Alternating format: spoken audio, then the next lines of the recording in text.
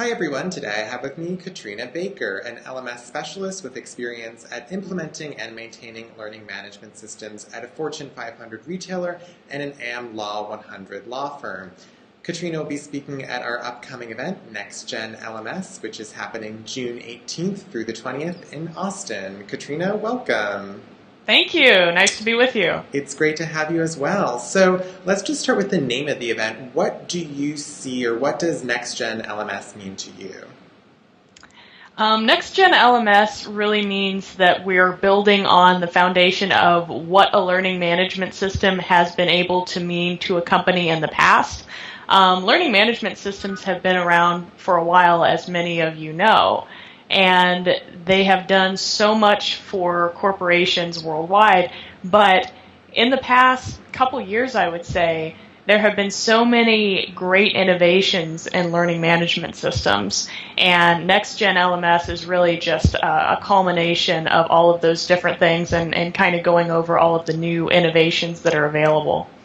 Great. And now, kind of piggybacking off that idea of the innovations that are happening in this space, I know you've had the opportunity to work at a few different places and then therefore have interacted with a few different LMSs. So thinking back at those companies, are those companies changing how they approach a learning management system, and whether it be the implementation, the maintenance, just how workers even view it most globally? Oh yeah, absolutely. I would say learning management systems have become a much larger piece of what employees interact with in terms of training and development.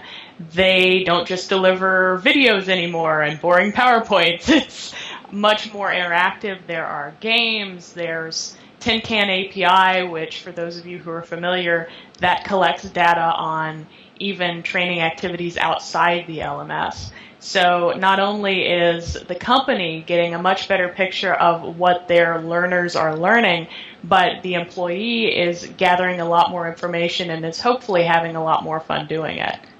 Very cool, very cool. So at the event, you'll be leading a session which is titled Simple Steps to Implement and Administer a LMS. So thinking with that, what are some of the major challenges and roadblocks that you've sort of come across and that you can, share with others and things that they should be looking out for, I guess?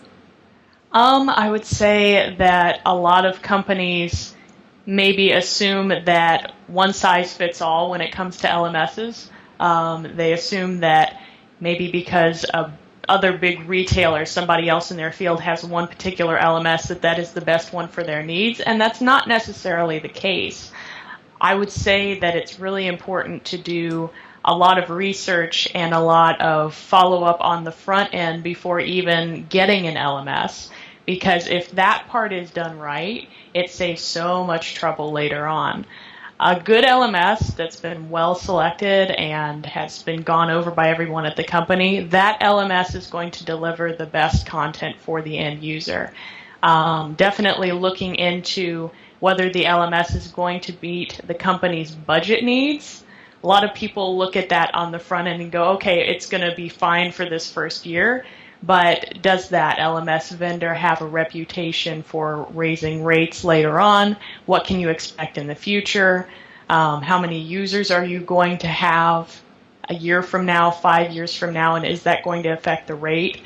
It's not necessarily something that people think about, but it does greatly affect whether or not that LMS is going to have a good impact on your employees long term.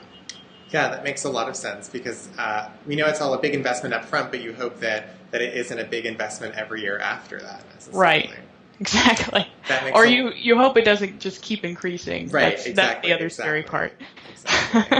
I know one thing that you sort of mentioned up front is that LMSs have been around for a while, and there's this sort of need and this movement towards innovation. And I think when you look at some of the corporate learning blogs, there's plenty of people bemoaning LMSs as being clunky and old and dysfunctional. So as someone who works intimately with them, what do you see as the potential for the next generation of the LMS? It's much easier now with the new LMSs and the new upgrades in the LMSs to appeal to the end user, whereas the first LMSs maybe appeal to the administrator and to the company, but not to the end user. The end user always wins. If the end user doesn't want to use the system, the system ceases to exist. Right. So there have been a lot of recent developments that have made LMSs more appealing. Gamification is a big one. That's something that I will be talking about during my talk, because that has just opened doors to things and made the end users life much more enjoyable.